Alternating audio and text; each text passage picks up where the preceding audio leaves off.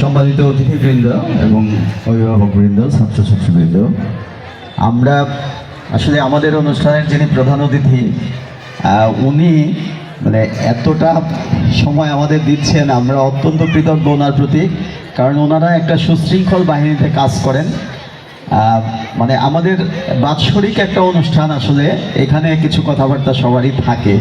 এজন্য আমি অনুরোধ করব আমাদের একটু ক্ষমাসুন্দর দৃষ্টিতে দেখবেন। তো আমাদের এখানে আমার শ্রদ্ধেয় বড় ভাই কলাকুপা ইউনিয়ন পরিষদের চেয়ারম্যান, এটা শুধু বক্তৃতার বড় ভাই না, প্রকৃতপক্ষে আমার বড় ভাই। কারণ তার দুটি ভাই আমার সাথে পড়াশোনা করেছে, সেই ছোটোবেলা থেকে তার সাথে আমাদের ব্যক্তিগত রিলেশন আছে। তিনি আজকে আমাদের এখানে উপস্থিত হয়েছেন, এজন্য আমরা তাকেও অভিনন্দন জানাচ্ছি, কৃতজ্ঞতা জানাচ্ছি। আমরা অনুষ্ঠানের শেষ পর্যায়ে এসে পড়েছি। শুধুমাত্র আমাদের প্রধান অতিথির দুটি কথা আমরা শুনব আজকে। এরপরেই আমাদের অনুষ্ঠানের মূল পর্ব, যেটি ফলাফল ঘোষণা অনুষ্ঠান, সেটি শুরু হবে। তার আগে আমি কলাকুপা ইউনিয়ন পরিষদের সুযোগ্য চেয়ারম্যান এবং হরে কৃষ্ণ কুসুমকলী উচ্চ বিদ্যালয়ের ম্যানেজিং কমিটির সুযোগ্য সভাপতি জনাব মোহাম্মদ ইব্রাহিম খলিলকে আমি আমার ছাত্রছাত্রীদের উদ্দেশ্যে সংক্ষিপ্তভাবে দুটি কথা বলার জন্য অনুরোধ করছি। বিসমিল্লাহির রহমানির রহিম। সর্বপ্রথমে আমি ক্ষমা চেয়ে নিচ্ছি যে আমি ব্যস্ততার জন্য একটু পরে আসছি। কলাকুপা উকিল পেরি উচ্চ বিদ্যালয়ের বার্ষিক পুরস্কার বিতরণের বার্ষিক ফলাফল অনুষ্ঠানে সেনাসপদ সভাপতি, আমাদের প্রিয় মানুষ, প্রিয় ব্যক্তিত্ব জনাব কে.এস. আলম উকরাজের সুযোগ্য সন্তান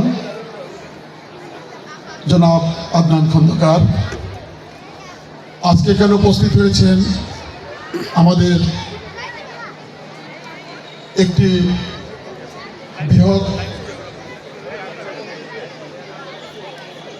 বৃহৎ বাহিনীর additional director BGB S M. Habib Ibne Jahan, এখানে আমার শ্রদ্ধেয় স্যার জনাব আব্দুল সালাম স্যার,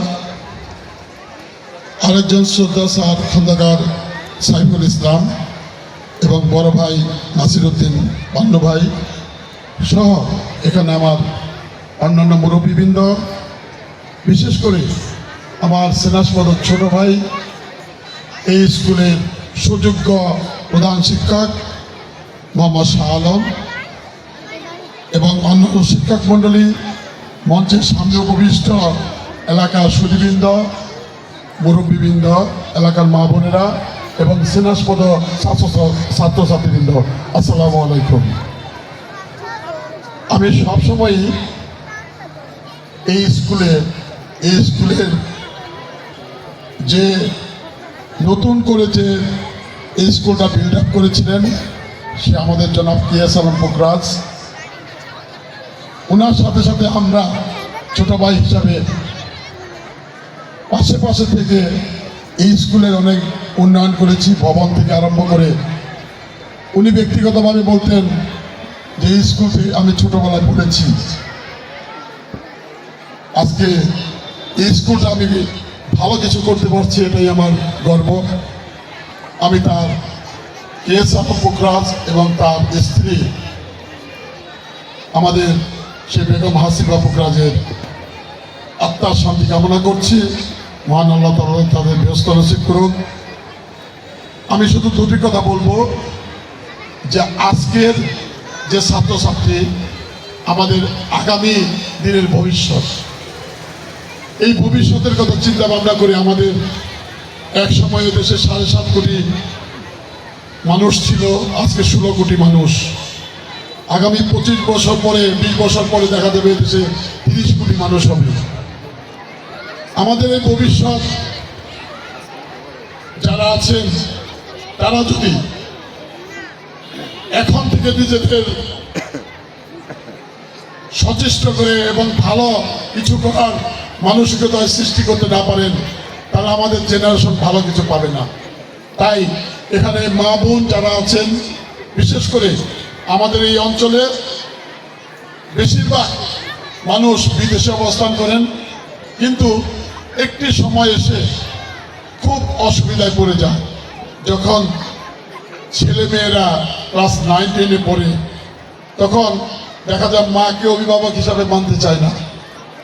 এই যে একটা সমস্যা, যার কারণ দেখা যায় আমাদের ছেলেরা, মেয়েরা ভালো করছেন এবং ছেলেরা আস্তে আস্তে ঝরে পড়ছেন। তখন তাদের দৃষ্টি থাকে যে স্কুল একটু বড় কলেজে যে ভাইয়েরা পড়ে তারা হুন্ডায় চড়ে, আমাদের একটা হুন্ডা কিনে দিতে হবে। আমি ম্যাট্রিক পাস করে বেরিয়েছি, আমি অনেক কিছু হয়ে গেছি। দেখা যায় আমাদের এই নবাবগঞ্জ দুহারে লেখাপড়ার মান ছেলেদের এই ম্যাট্রিকের পরে আস্তে আস্তে কমতে থাকে। এটা একটা আমাদের এলাকার সবচেয়ে বড় সমস্যা। এই সমস্যা কিভাবে সমাধান করা যায়, আমাদেরকে নিজেদের সচেষ্ট হতে হবে। আর আমাদের এলাকার ভাইদের অনুরোধ করব, ছেলে যখন ছোটবেলা থাকে তখন মায়ের কমন শিখি শুনে, কিন্তু একটু বড় হলে আপনার জীবনের সবচেয়ে বড় সঞ্চয় আপনার ছেলে মেয়ে। তাকে যদি আপনি মানুষ করতে না পারেন তাহলে আপনার জীবনের সবই ব্যর্থ। তাই ওই সময়টা যখন ছেলে মেয়েরা ক্লাস 9-এ পড়ে তখন মা বাবার পাশে থেকে ছেলে মেয়েদের লেখাপড়া করাবেন, এই প্রত্যাশা রাখছি। সকলেই ভালো থাকেন। এই স্কুলে ছোট ভাই গত পরশুদিন আমার কাছে একটা জিনিস চেয়েছে। আমি তো এই স্কুলে এই এলাকারই সন্তান, তবে স্কুলের জন্য একটা ফ্রিজ চেয়েছি। আমি বলেছি ঠিক আছে, তুমি যখন বলছো, হ্যাঁ আমি এই স্কুলের জন্য একটা ফিস দিব, যেহেতু হেডমাস্টার সাহেব বলেছে। সকলে ভালো থাকেন, সকলকে শুভেচ্ছা জানাচ্ছি। শুভেচ্ছা জানাচ্ছে আমাদের প্রিয় নেতা সালমান এফ রহমানের পক্ষ থেকে। সকলে ভালো থাকেন, ধন্যবাদ সকলকে।